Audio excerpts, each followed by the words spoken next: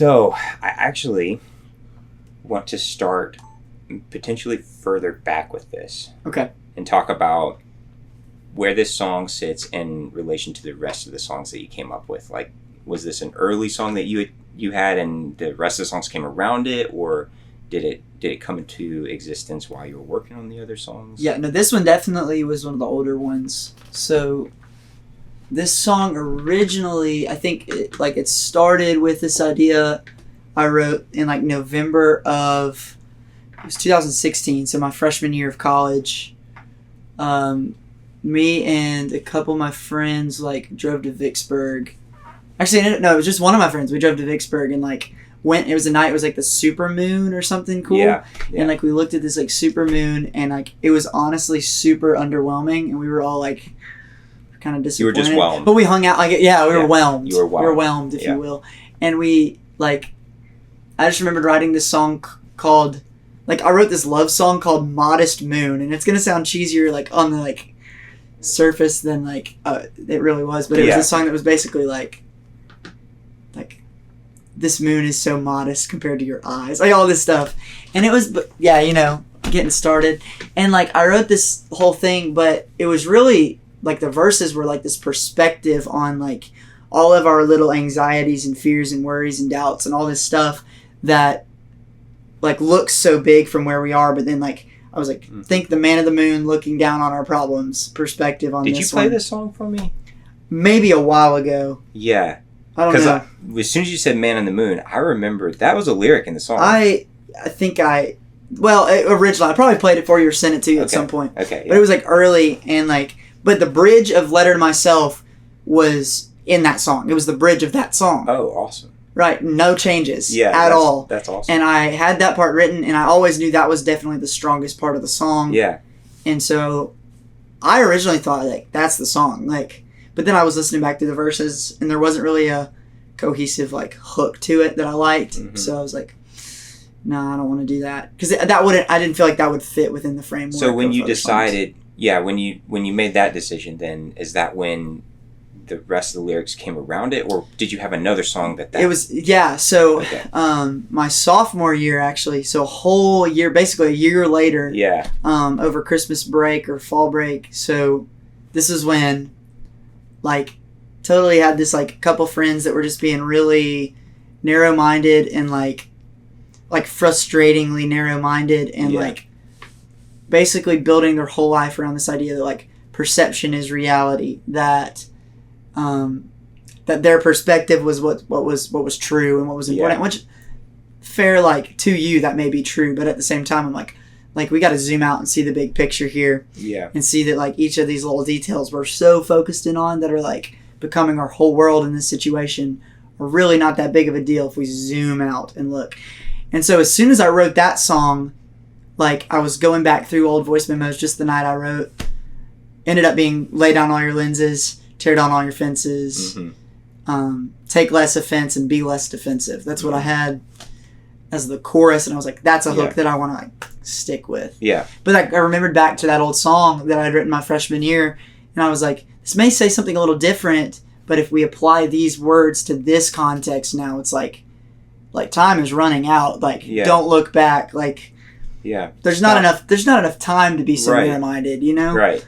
And it just ended up all kind of coming together, and it really was the truest form of like one song here, part from here, put it together. And it worked. And it's almost like the meaning that you needed wouldn't have been complete in either form. And then but together they had.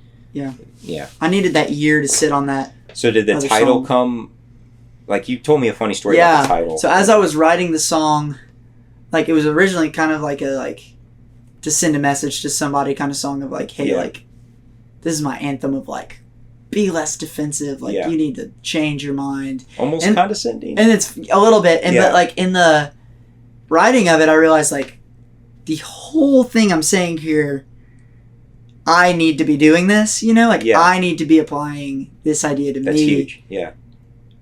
Before I write a song to somebody else or say a message to somebody else. Mm-hmm. And so as I was realizing that, I was like, there's got to be a way for me to sing these lyrics exactly like I have them, but wrap it up together and wrap it in a way that's like, hey, no, I'm actually really singing this to myself. Yeah. But if the shoe fits too to you, like, yeah, no, wear it. Please wear it. Yeah. But I'm the one who I'm singing to. Yeah. You know? I think that's great. Yeah. Honestly, the title is the biggest thing that like brings that all home, which is really cool. And I like to picture almost like 3 parts. Yeah. You know, the part from that song, the part from that song, and then the title, and then now you have what A Letter to Myself actually is the sum of all of that. Right. And the whole like letter to myself, because you could almost start the song with like if you started it with Dear Ryan and then like wrote this out, it almost sounds like a like letter somebody could write to somebody. Like like cool, hey, just a heads up, shut up. I know, like out of everything that we demoed when we were initially putting it, like the very first, maybe the first session, trying to remember back, but I do remember this was the one, I think pretty early on we said this is the biggest, in the sense of like audacity or like the level that we wanted to push it to, you know, through production and through whatever we were doing. This is the one that felt like it needed to get the biggest. Right. So do you feel like in relation to the other songs, this one has like a unique vibe than the other ones? Oh, totally. Like this one, like I always thought of it as it's heavily inspired by like The Head and the Heart. That's the only band that comes to mind right now. But they were like, definitely like, I was thinking like, that was the kind of music I was listening to when I wrote those original lyrics. And Ben Howard and like all that kind of stuff. And I was really into that and decided like, that's the feel the song needs to take. But also like it was the instrumental before, second verse. We looked at and we were like, this is where it needs to have this big climax, because I go from, is that like, where we did the cymbal kick where thing? In the world did your backbone go? Like probably the most attack lyric. We also added the biggest crescendo there and the biggest like hits and cymbal swells and that kick drum. We had talked about, I think in our original meeting, like you heard that and we're like, we need to do that. And I was like, I feel that too. Yeah. It fits so well with the what's being said there. And the piano's kind of like consistent, just like, I guess those were half notes, whatever So what was a moment on this song then when you felt like sort of like a aha, like what was in your head was gonna actually come to fruition? Like, was there anything, because there's a lot of textures that we sort of built it over time. I know like adding the choir was a big deal, or like huge. You know, when Silas came in and put the trumpet down, that was a big deal. Like it changed the vibe of it. Totally. Was there a moment for you where it was like, oh, this is the record that I was wanting to make, or this is what was in my head? It was definitely, that moment was it was right before the bridge. There's like an instrumental right before the bridge. The first time we did the octaves was the bum bum bum bum da da da da da dun dun dun dun. When we wrote that and it all pieced together, I think all we had tracked, the point where I realized it was like the scratch guitar, and then Evan came in and did the piano part, and then I think all we had was that. Evan. Shout out to Evan Bergeron. He played a huge role in this whole project. Indeed. But the octave piano thing, I think once I heard that with the guitar and it started to piece together, was like huge. And I realized like, we can make this bigger. We can do as much as we want to with this. And it kind of got me out of my head about it. And it was like, let's see. I'm going to try and play that. That piano part. Which I wrote that actually the summer. I mean, it's so simple. Someone else probably wrote it. Oops. No, it's your song. But at the same time, I heard this and So I feel like we layered it with a couple things. That is the initial. And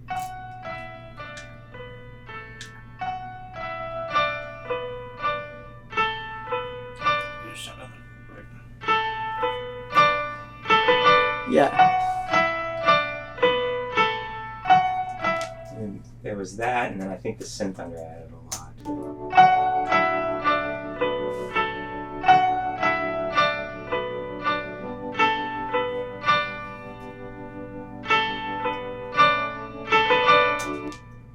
It's funny how so we'll play in the context of the mix because that piano sounds so thin without everything else.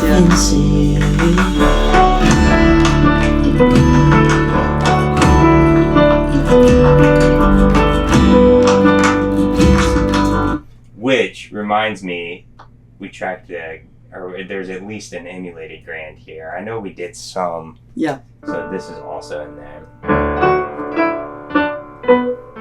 Which sounds on its own. Sounds really like pokey, but it needed to be because in the context of everything, it's got to poke through it. Yeah. And it does. Yeah. So it works. So.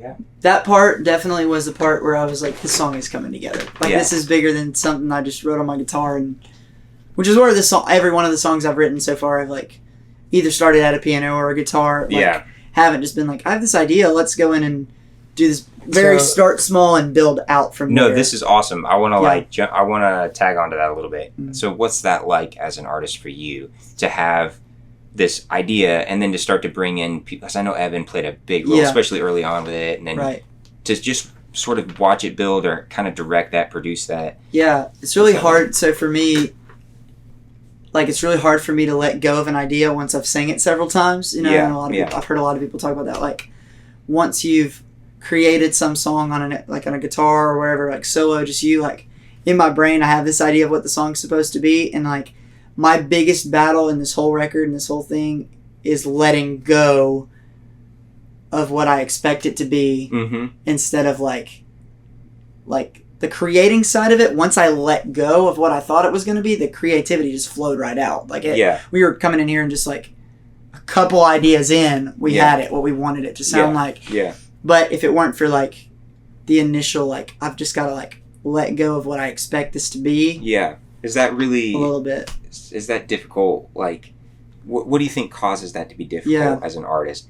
You're not alone. No. So many people feel that.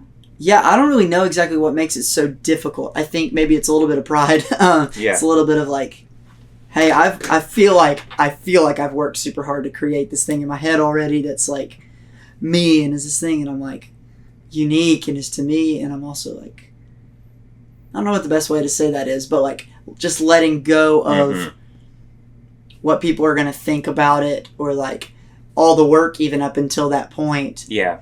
Letting it kind of go out the window if we need it to create something better. Like, that's really hard because like you look back and you're like, man, I've worked hard up until this point on this song. Like, don't want to just like trash kind of everything. Well, which you're not, because it still shows up later. Because but maybe it feels that way. It feels like maybe when you bring an idea, I'm just throwing this out there. You tell me how if this is accurate or not. But maybe it feels a little bit like when you bring an idea that you've worked on for, I mean, in the case of this song, a couple years. Like 2? It was almost, if you go all the way back to the moon. Right now, almost 3 years ago, started on this song. Yeah. So there's some time. And if you bring that then and you start incorporating other people and it changes quickly, even if it's changing better because you've spent so much time developing a certain view of it or a certain feeling of it, maybe it almost feels like I don't know, not disrespectful to the amount of time, but like the ratio just seems off. Yeah. It just feels, does it feel like an injustice to like all the work you put in for it, or?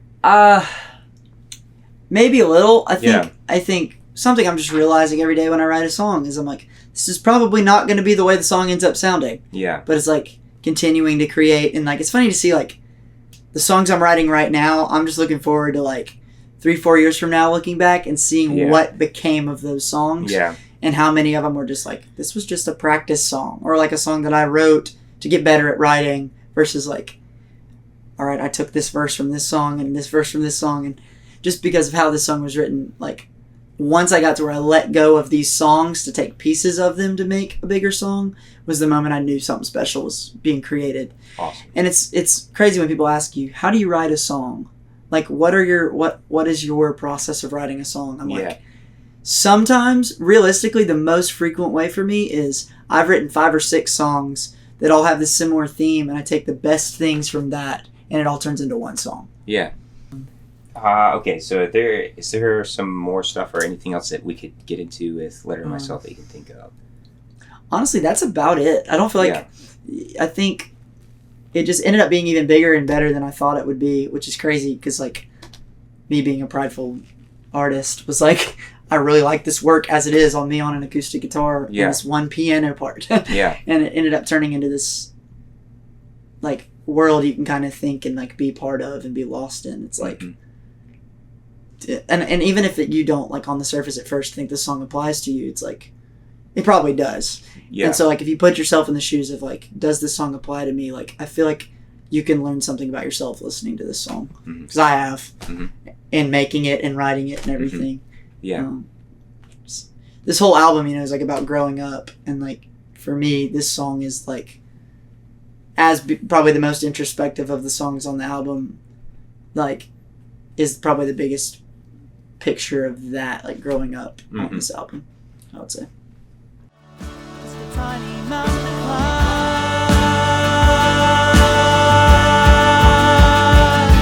So lay down all your lenses and tear down all your fences. Take less offense.